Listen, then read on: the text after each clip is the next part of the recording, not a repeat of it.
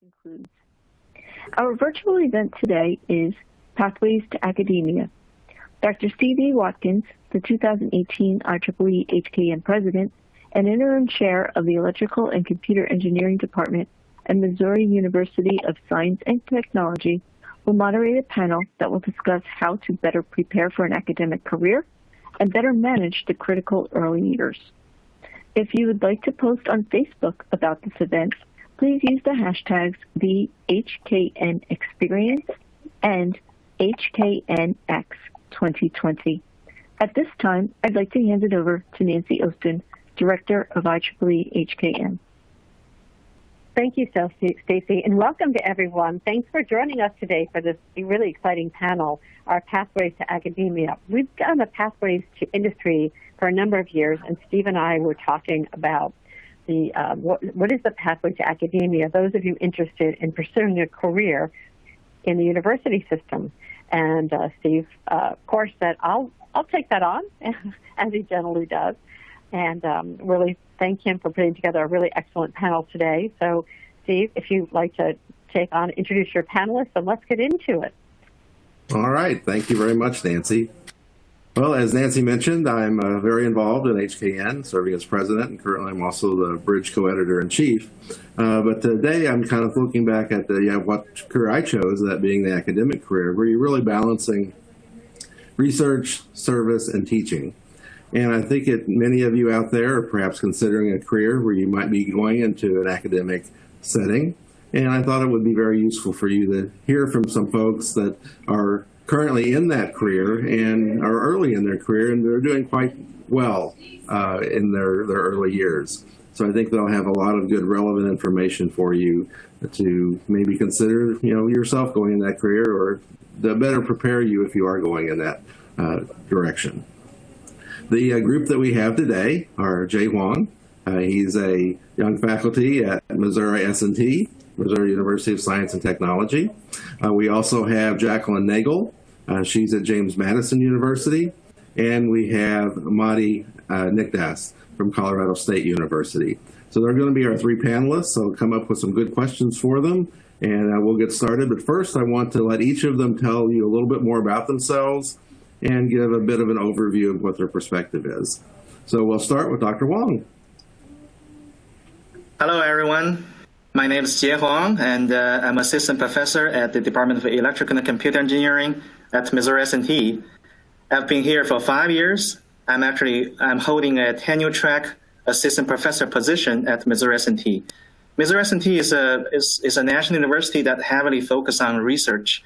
And if you are familiar with the tenure track process, it typically takes 5 years. So this is my 6 years. Actually, I just submitted my tenure package a few months ago, and Steve Watkins is my department chair who wrote me a recommendation letter. I'm glad that I'm invited to be on this panel. Thank you. All right, thank you, Jay. Our next panelist is Jacqueline Naugle, and she's at James Madison University. Jacqueline, give us an overview of your perspective. Absolutely. Hello, everyone. I'm Dr. Jacqueline Naugle. I am an associate professor at James Madison University, and I'm also the assistant department head. So I'm kind of between faculty and administrative life right now, wearing multiple hats. And where I'm at, it's a predominantly undergraduate institution. So I'm at a PUI, and our engineering program is undergraduate only. We have no graduate students.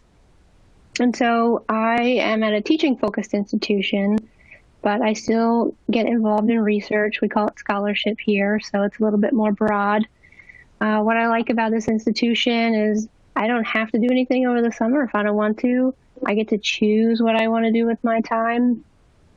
And because we are teaching-focused, I spend a lot of my time working one-on-one or in small groups with students doing mentoring.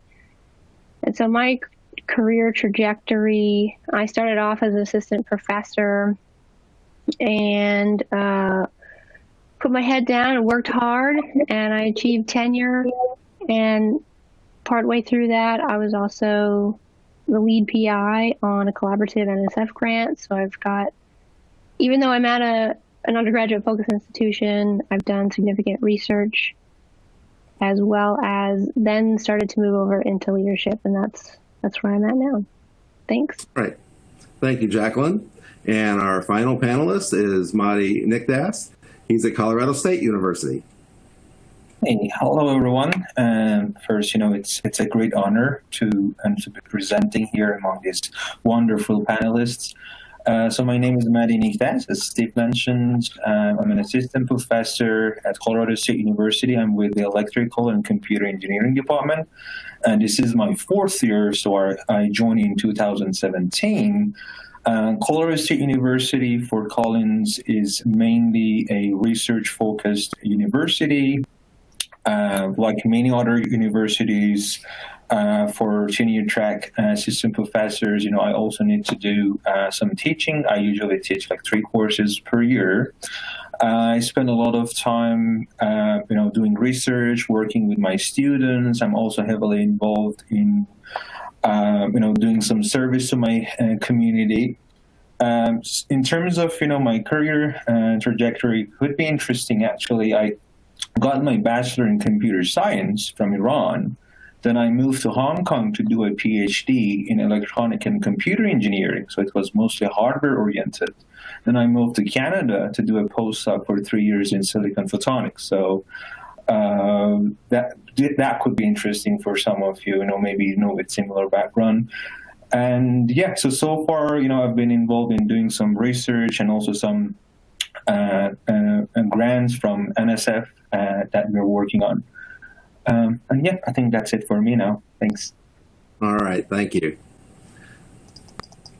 To get things started off, I have a question to pose to the panel to get things going. But to remind you, as Stacy mentioned, if you have some questions that you would like answered, please put them in your Q&A window, and we'll see if we can get to those.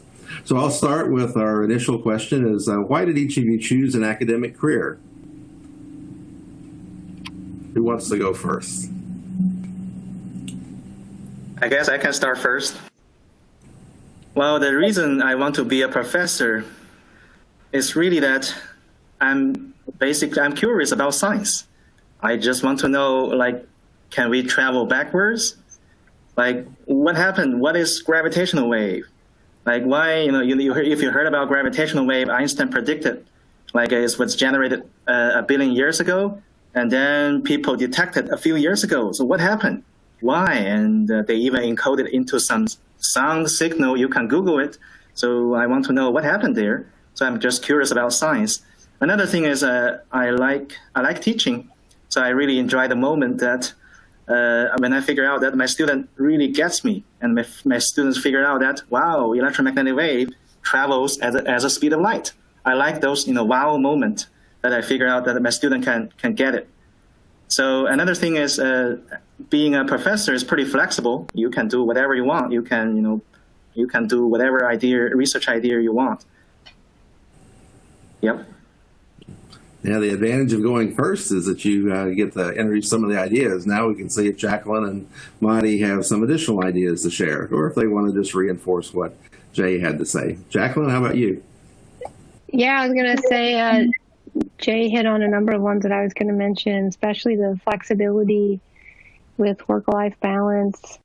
I recently became a mom. I have 2 little ones now, and each time I got to take an entire semester off.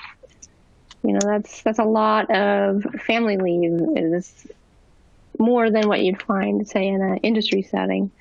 But I also agree with the freedom to explore whatever interests you and make the decisions that are in alignment with what you want to know or what you want to build on or the reputation that you want to build.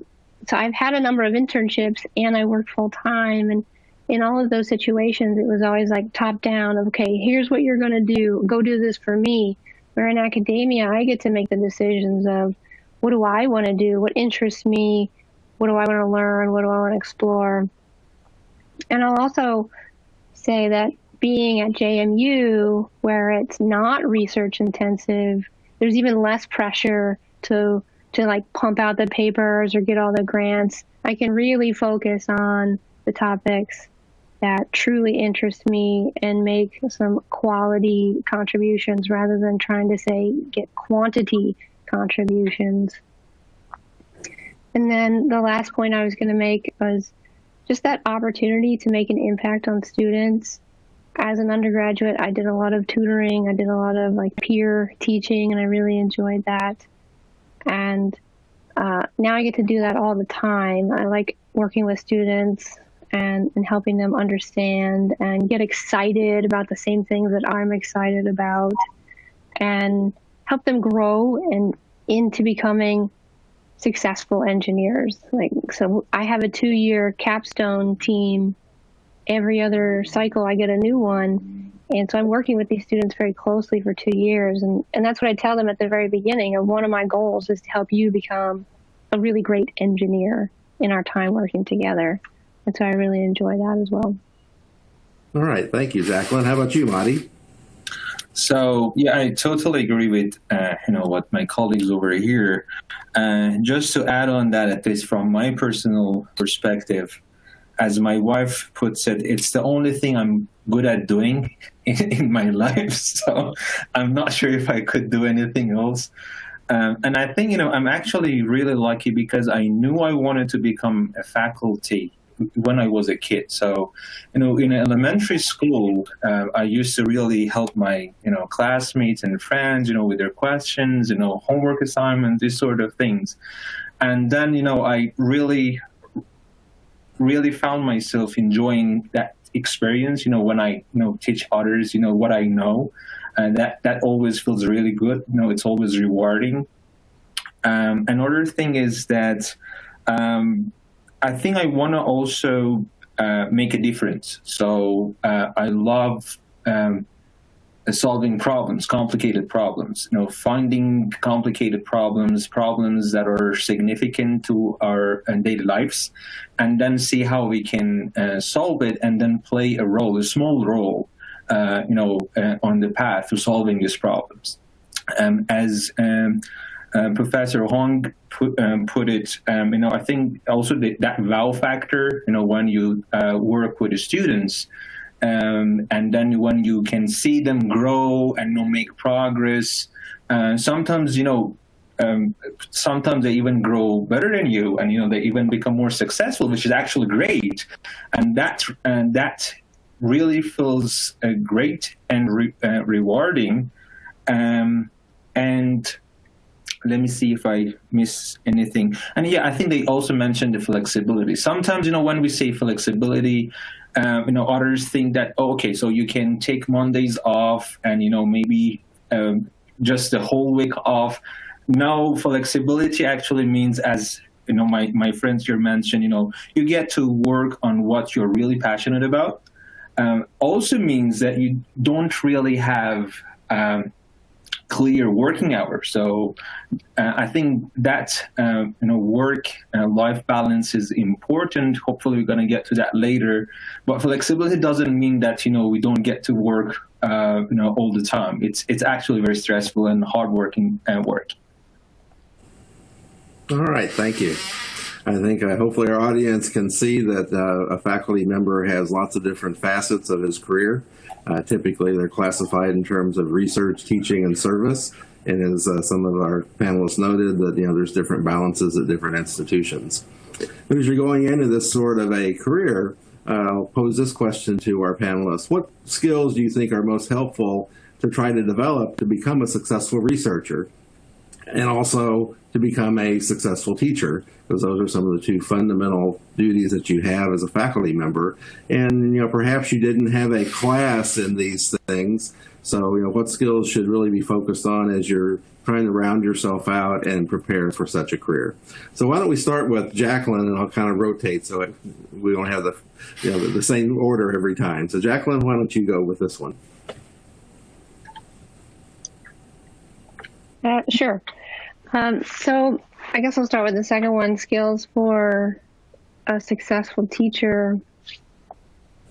I can say when I first got started, I wasn't very successful. It's taken a lot of time to grow into this role. I'm in my 10th year now at JMU, And it wasn't until about year 7, maybe 8, that I was just really comfortable just walking into a room and doing my thing. So it does take time. The skills, I'm having a hard time of just like naming them with a single word. You know, what comes to mind is having empathy for students. You don't always know what their situation is. There are always the students who will want and ask and ask and ask and try to push boundaries, but there are others that are genuine in that. And so just trying to understand from their perspective and also listening. So it's like, as a professor, we do a lot of talking and it's really easy to not listen, but like when you want to engage students in a class and have them go on this learning journey with you, you have to listen to them too. So if you give them an opportunity to participate in class and share what they're thinking, listen to what they have to say, a lot of times it's pretty good. They might be using different language and different words, but they're definitely contributing. And I think what I've come to realize is that lecturing is not bad, but you have to be able to construct a lecture that has some kind of flow or some kind of story to it. So it's not just this separate set of topics that somehow string together and make engineering topic X. You have to find that flow and just be able to craft this experience. So it's really about the learning experience. And if you can, try to put yourself on the side and let it be student-led. I think the students get more out of it that way. You certainly need both, I think. Like the whole idea of the flipped classroom model, I just disagree with. I philosophically disagree with that. I think students want help and guidance, but you can't just leave it all on them. But you don't want to just tell them everything they need to know either, right? You got to find that happy medium. And so it's taken me time to figure this out. So I don't know that I named a specific skill, but it's definitely some characteristics of being a good teacher. As for researcher, really what comes to mind is curiosity. And it's more of a trait, a characteristic, again, less of a skill. And being able to ask good questions, because research is always founded on questions. And that's what leads you to the next one. So you do the research. Research is never truly over if it's good research, right? It leads to new questions and new things and discoveries. And so when I think to be a good researcher, one, being able to ask those questions and have that curiosity, but also be able to collaborate, because research is done better when you can do it with other people, in my opinion. And so if you can be able to collaborate with others, you can have a much more rich experience and go explore things that you never even knew were kind of on the horizon. Okay, I feel like I'm talking a lot. I'm going to give some other people a chance to answer. Marty or Jay, do you have any things to add for this particular question? Yeah. Can I go, or do you want to go? Yeah, Jay? go ahead. Yeah. Okay, sure. So yeah, I think I can talk about a few skills for to be a successful researcher. I think I totally agree with Jacqueline. Being a good member of a team, or teamwork, is definitely a great skill, and it's going to be very helpful. For me, as a if you're a fresh graduate student,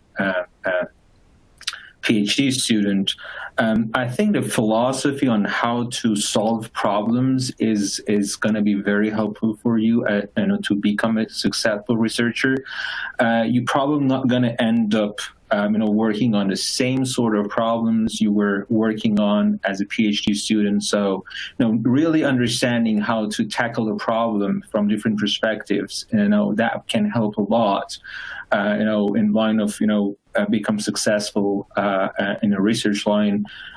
Also, being passionate and innovative and also think out of the box and critical thinking. I think these are all really important skills for a good researcher.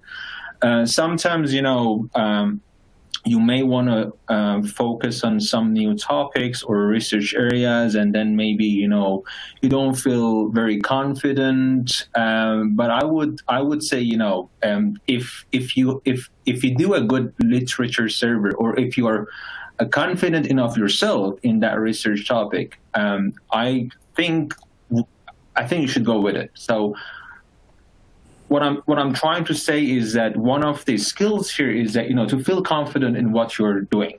It doesn't mean that you should close your eyes into what others are telling. No, learn from them. Learn from the current trends in that research area, but then also feel confident in what you're doing.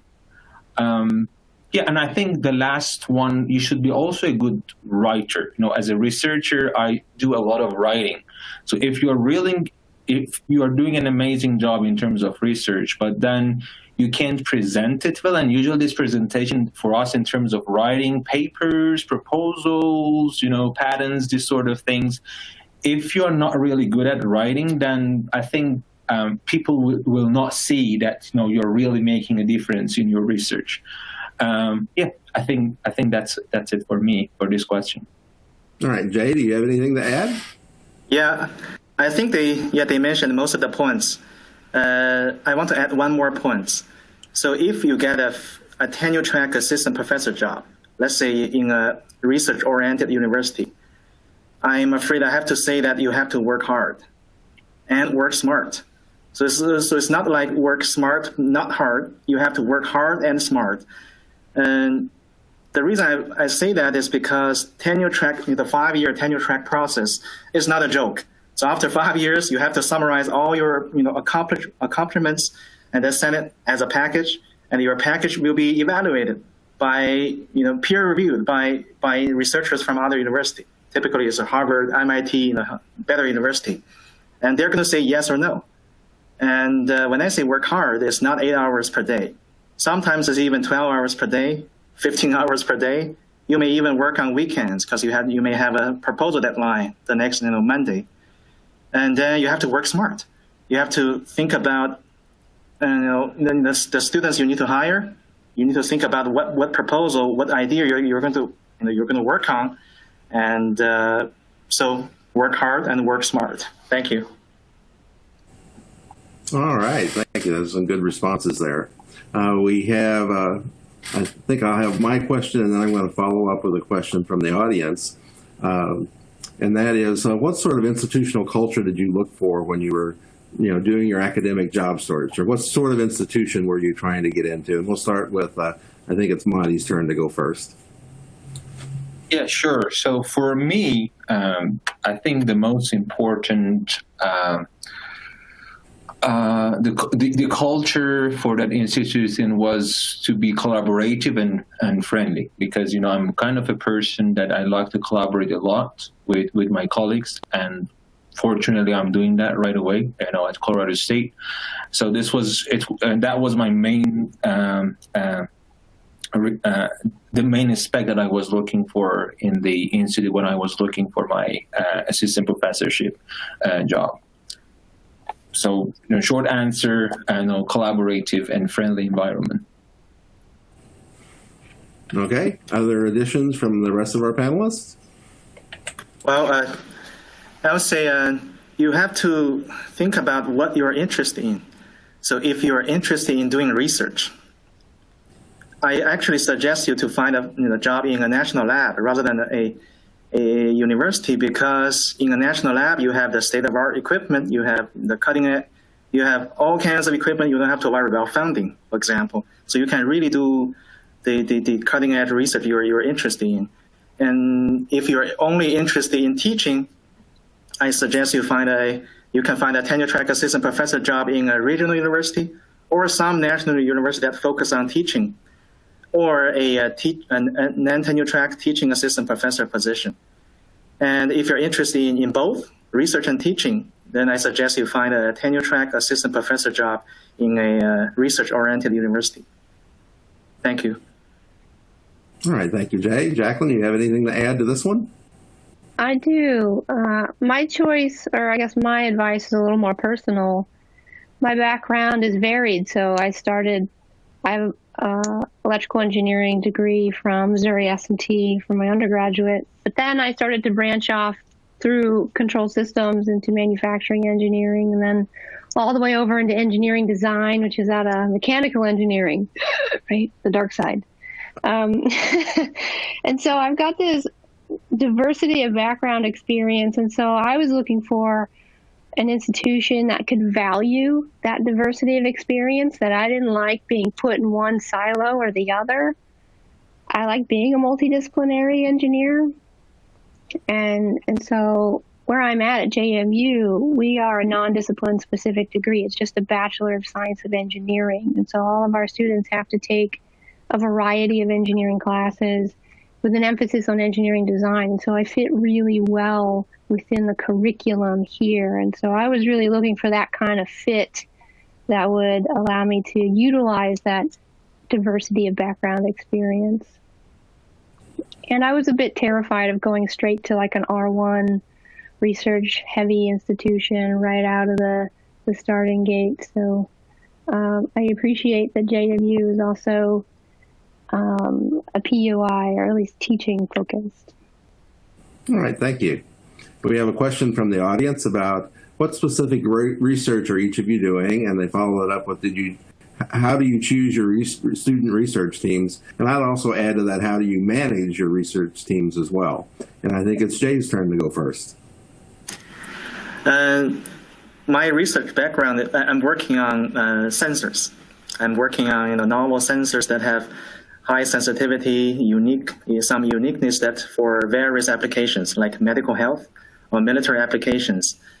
And so how to manage my student group? I suggest that do weekly meetings first, as a group meeting, not individual meeting, and to try to do, big group meeting if you have multiple PhD students, because it actually helps your students. They have to know what others are doing, and instead of, talking about their own stuff. And it also helps, their presentation skills. Of course, you can have also individual meetings. After that, you can talk about the details of each project with your students. So how to attract students? I don't know. I would say having barbecues twice a year, ordering pizzas a few times a year, and just try not to push them. And sometimes the students are they're motivated, so you don't have to really push them to work on the research area that you want them to do. Thank you. All right, thank you, Jay. Jacqueline, we'll go to you next. All right, so I'm at the undergraduate institution, and the research that I'm doing is on the process and pedagogy of bio-inspired design, also known as biomimicry. So much of my research is on the engineering design side of things, so trying to understand the process of how people do bio-inspired design and create tools and methods to facilitate engineers creating intentional bio-inspired solutions. And also, how do I teach this topic to engineers so that they're educated, so that when they leave, they can practice this in their industry roles or grad school, wherever they may go. And so how do I choose students? How do I manage them? So I do have undergraduate researchers. It is different. The time scale that you have to work with an undergraduate researcher is much larger. You can't just say, hey, go do this task, and then they know exactly what to do, right? Because they're still creating that foundation of engineering knowledge in their mindset. So I often choose students based upon their performance in a class that I have them in, and just, ask the question, have you ever considered doing research? And here's a interesting project that I'm working on right now. Would you be interested in learning more? And so what I found is that with undergraduates specifically, when you have one or more that you're working with, you ask them to go find other students that would be interested, because often, they'll talk to their friends or within their own circles, and then somebody else will be interested. And it's kind of one of those situations that you want to join something when you know the people that are involved in it, and it seems a lot less scary and intimidating. And so I've been really successful at that. So if I have one, especially when they get to that junior, senior rank, I ask them to identify others at the lower ranks, like sophomore, maybe even first year, and bring them to a meeting, kind of like what Jay was saying. Bring them to a meeting, expose them to what's going on, see if they're excited about it and want to join. And so then it's very similar to a graduate research group after that. You meet on a regular basis. You have everybody report out what they're doing and share, and team up if needed, hold each other accountable, those kinds of things. All right, thank you. Marty, what do you have to add? Yeah, sure. So, first about my research, my current research. Well, my current research is a multidisciplinary area. I work on integrated photonics for high-performance computing. So we design, more higher interconnection networks with better performance for data centers, supercomputers. Also use these photonic devices and circuits for optical computation, for example, for neural network applications, deep learning, etc. So in terms of how do I attract the student and how students join my group, and if they are interested in these topics, I usually discuss research opportunities and positions in my courses. I teach a freshman course at CSU and also a senior undergrad course at CSU and also graduate course at CSU. In all of them, especially at the freshman course, every week I have a session called Tech Talks. And during these Tech Talks, I just talk about different research directions. Maybe one or two of these talks are related to my own research directions, but it's really a variety of different research directions, mostly related to EC. I also take advantage of, social networks like LinkedIn. Sometimes, I put posts and, openings for my group on LinkedIn. I was lucky. I got an opportunity to work with, high school students, undergraduate students, PhD students. I think, as Jacqueline mentioned, when the group culture is good, then the students will go out and then say, hey, I work with this professor. He seems cool. If you want, there are some, positions you can join if you want. And I think there was one more question. How do I manage these, my students? Well, we all share a big Dropbox folder. Everyone will send me, reports and everything, every week. We have, meeting minutes after each meeting. We usually, meet in groups. I also meet with them individually. I just want to make sure that, they do receive enough, I call them constructive feedback and comments on the work that they are doing. So, yeah, as a junior faculty, it always takes some time to find the best management technique for all the students, because each student is also different from the other one. But, after some time and working with different students, everyone will, find a way, what's the best way to manage his or her group. All right, thank you. I have another question regarding career preparation. Do any of you have a mentor or mentors, perhaps on the faculty or perhaps an advisor? And if so, how did you find this person, and how has that relationship worked out and helped your career? I think it's Jacqueline's turn to go first, so I'll put you on the spot. I do have mentors. Most of mine I've gained through professional society connections. So I'm a member of IEEE, ASEE, and SWE. The last one is Society of Women Engineers. And I've been involved in that one, I guess the same amount of time as IEEE, since I was an undergraduate. But through the professional societies, I'm able to network and meet others within the field.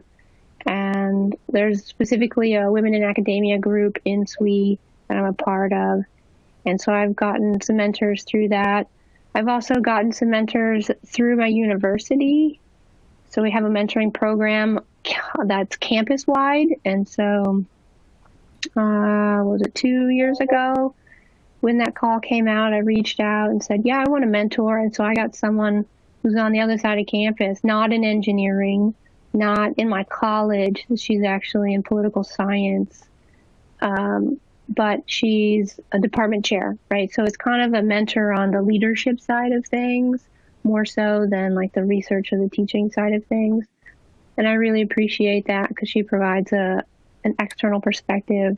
And so I would recommend anyone who's seeking mentors to have a variety of mentors. Don't just have mentors that are maybe related to your core function. Have some people who have a totally different perspective or type of work so that they will challenge you, like, what do you mean by that? You know, because they don't speak that language or they're not familiar with that situation. And so they'll really help you think deeper about it. And I think there was a second half to your question of like, how did they help me or how did I find this person? Mm-hmm. Help me more so in just like calming that inner voice of, oh, you know, like the one that gets really excited when things aren't going so well. You know, it's a person you can reach out to and ask, like, is this normal to feel this way? Or what would you do in this situation? You know, or just have someone to listen to you, right? Which can be really useful in itself. And then, yeah, I met them through professional networking or in my campus. All right, thank you. Marty, how about you? What's been your experience with mentors?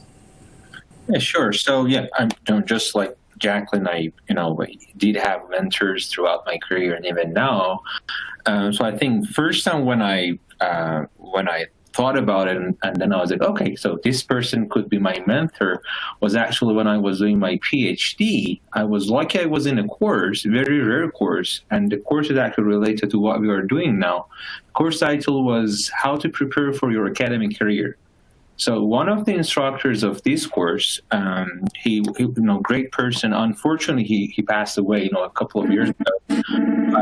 But I found him. We really connect very well because I was also very passionate about having an academic career. So we connected very well. We were talking about opportunities. And what is important, for a professor, in terms of the professor life, the difficulties. So he helped me a lot, understanding those aspects. And now even here at CSU, I always talk to my more senior colleagues. We have very good relationships. So whenever I face some problem, or as Jacqueline put it, I hear like excitement, voices of excitement in my head. I go to them and like, hey, you know what?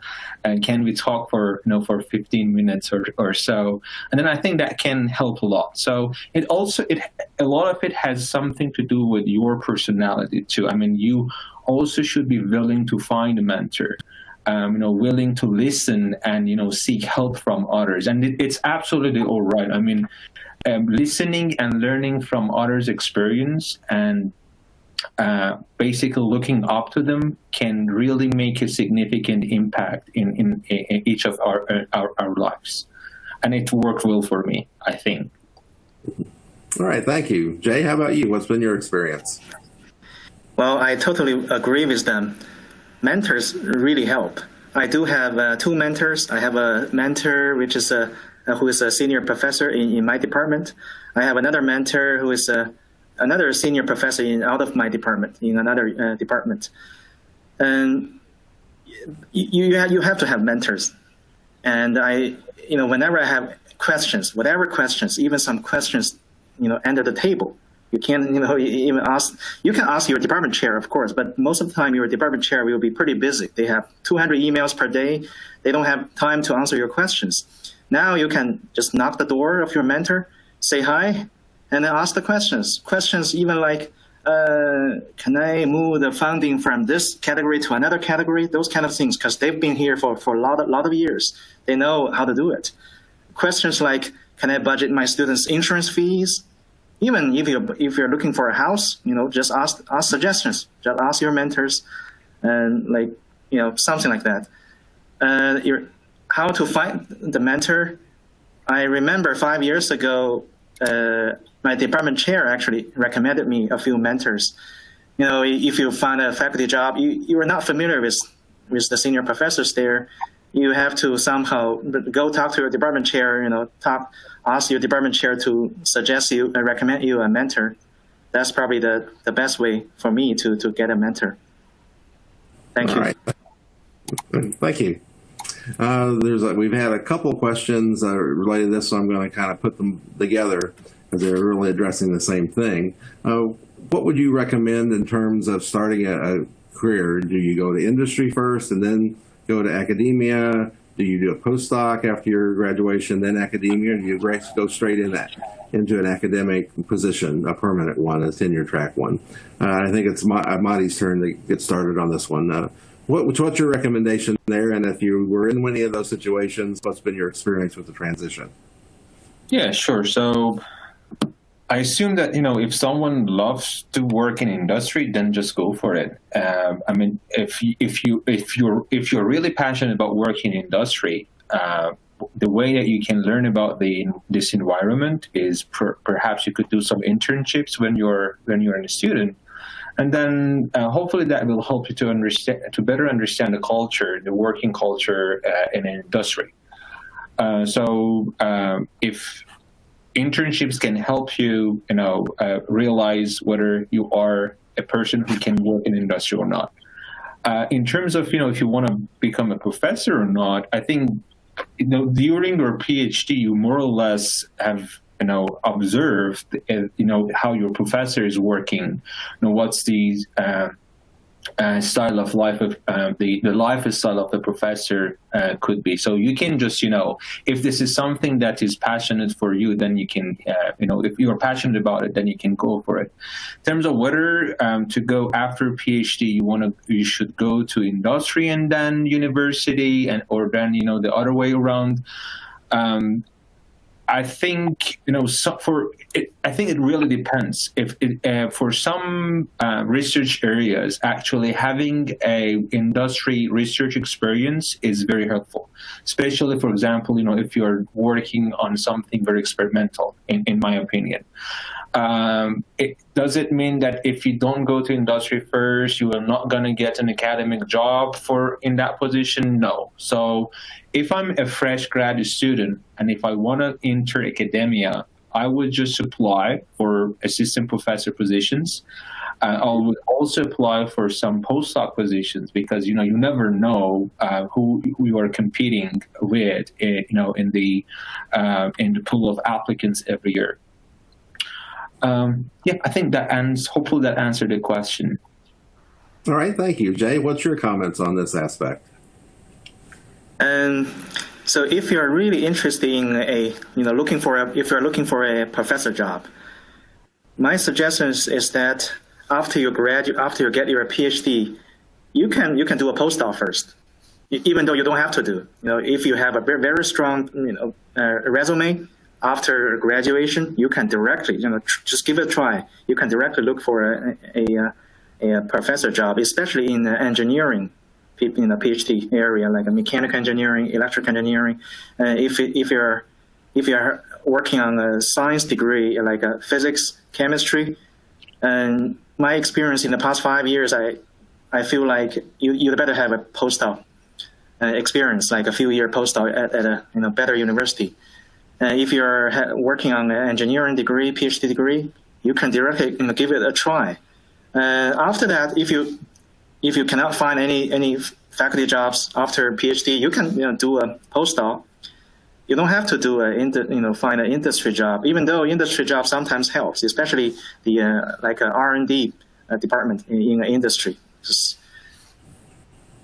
So what's the next question about? Just about the order, whether postdoc, industry, or academic first what's the advantage? Okay. So overall, a strong resume. You need to have a strong resume so that you can get a phone interview, on-site interview, no matter if you have a postdoc degree, a postdoc experience or not. but postdoc does help. However, if you show that you have 3-year postdoc at one university, 0 publication during that 3 year, it is actually a negative thing sometimes. So I have to worry about that publishing aspect. Jacqueline, how about your experience, particularly as you were going into the teaching institution? Yeah, I had a whole bunch of thoughts as people were talking. So just like was suggested, like get an internship in industry. You can essentially think of graduate school like an internship for potentially being an academic, because there's a whole host of things that you can practice before you have to do it full time. So as a graduate student, you can practice grant writing. Like you can work with your professor, your PhD, or your MS advisor to practice that grant writing and get a sense for what's that like. How do you get money? You can be an instructor of record on a class. So that means it's like you are the main point of contact. So it's not just you're a TA. No, you are the instructor of record and teach a class. And you may actually have to manage TAs during that process too, which would be a really good experience.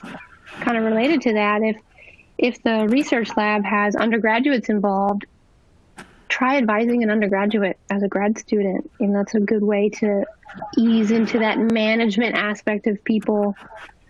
Writing papers and presenting them at conferences, that's something that faculty do all the time. I do that a lot. So it could be papers, it could be posters, it could be a combination of all kinds of things there.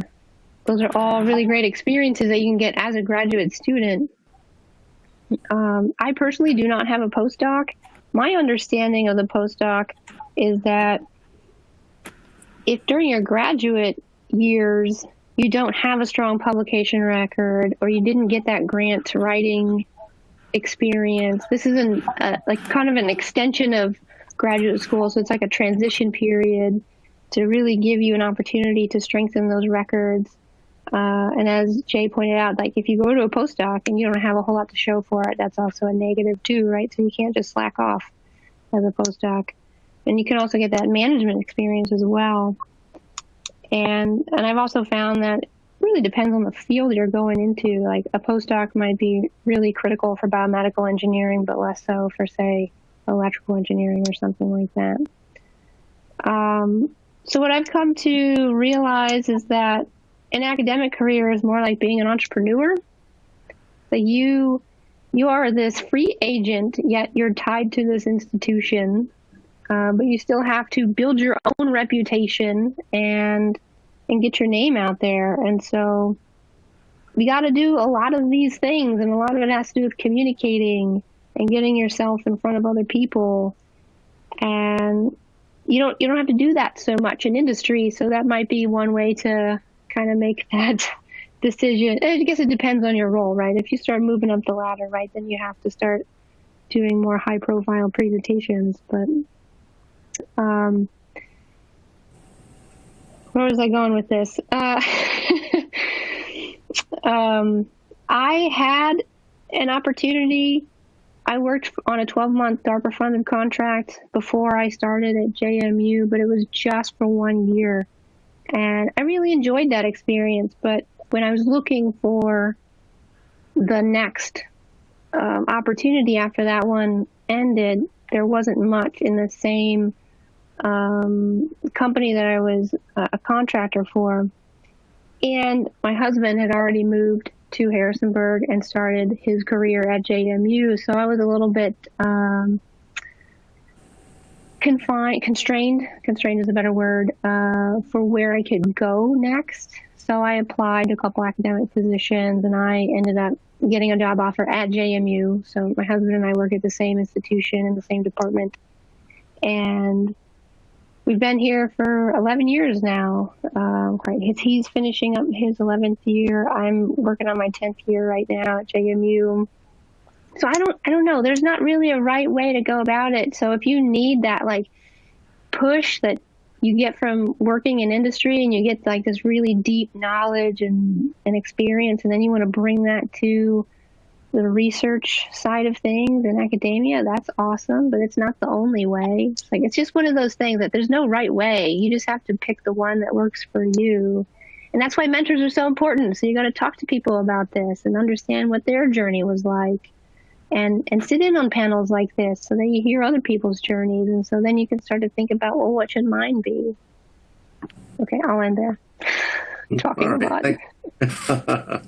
Well, I know we're getting close to the end here. I think I have time for one more question, and then we'll do a quick summary, a closing comment from each of you. And I think what I'd like to do is my last question. It's been mentioned several times that particularly those tenure years or tenure track years are very challenging, and lots of work involved in doing that. How do you balance work and family during those tenure track years? And I think it's Jay's turn to go first.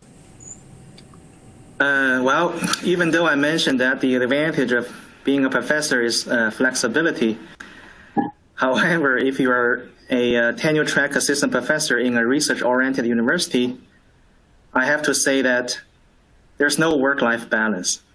So basically, your work, you can consider your work as part of your life, especially for the first 5 years, because the tenure track in the process is not a joke.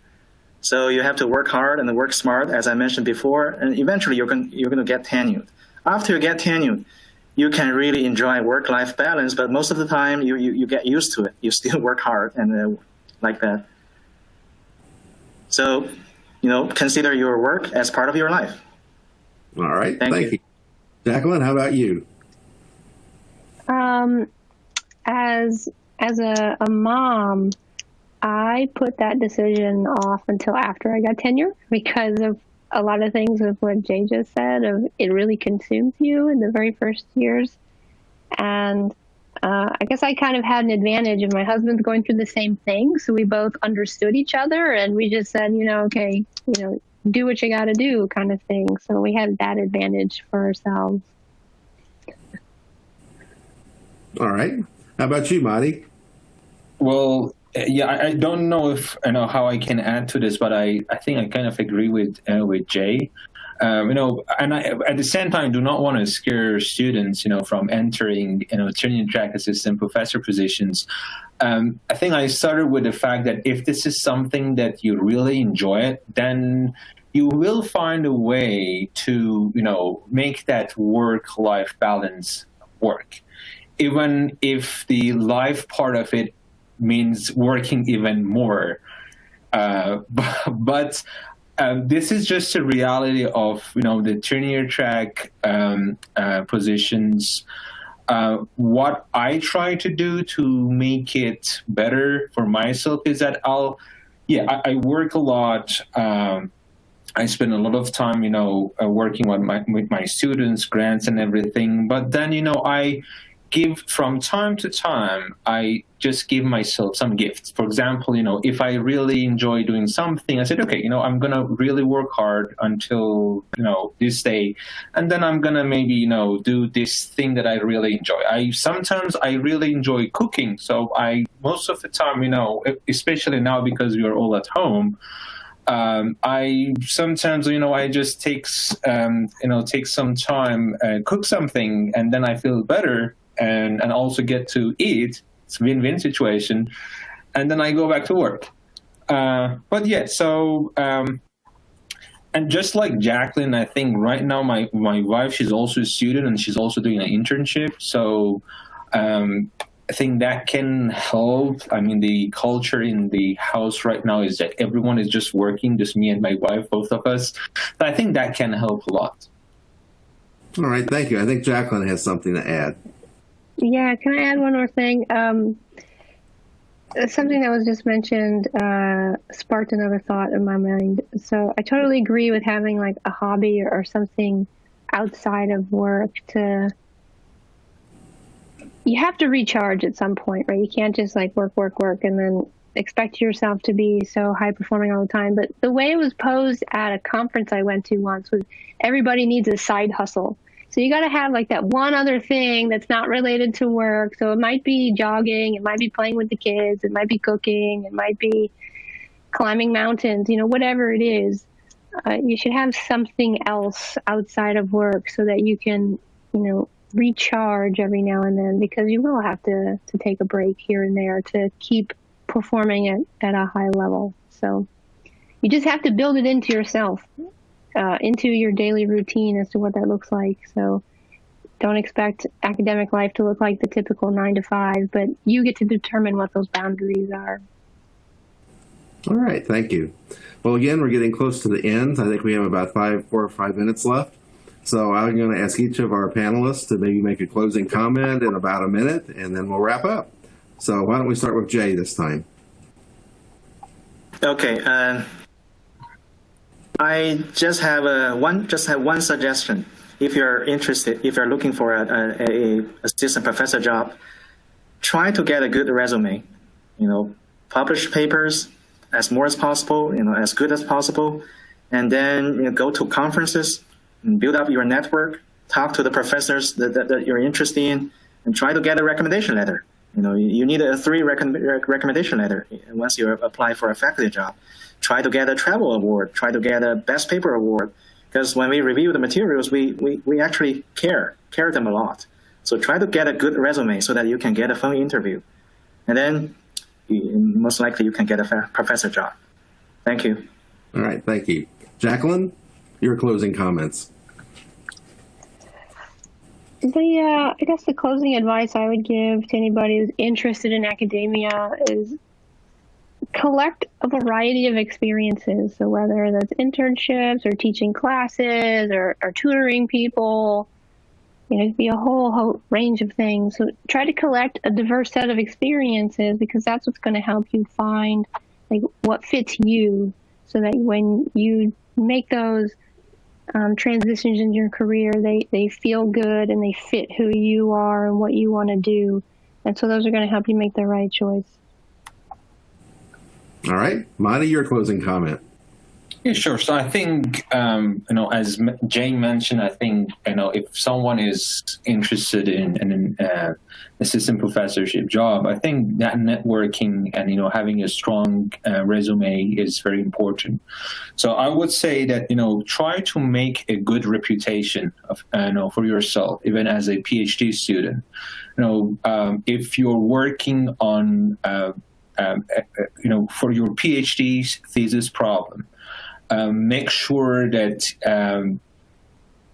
you can explain it to others, in simple words. Make sure that you sell your ideas, to others that could be interested, in what you're doing. So make a good reputation of yourself. Attend conferences, talk to people. Don't be shy. It's always good to talk to people. I found my position, I think that one factor that helped a lot, because I tried not to be shy, and I attended several conferences before I joined CSU, and then I was actively talking to others, and just don't just talk, also listen. When you go to them and ask them, hey, you explain what you are doing, also ask them about their work and what they are doing. I think that would be my advice for this panel. All right, thank you very much. Well, I'll have some closing comments here. I just wanted to thank each of our panelists for taking time out of their busy schedule to be part of this panel and share their insights and their perspective and their academic career. And I'd like to point out something for our audience. I think hopefully you can see from just how our panelists talk about their career that it's something that they find very satisfying and very enjoying. And I know it's the case for me as well. Be able to work on advancing knowledge and to influence students and to see how they're successful later on can be an extremely satisfying life and lifestyle. So for those of you that are interested, I hope you'll consider these things and make the right decision for you.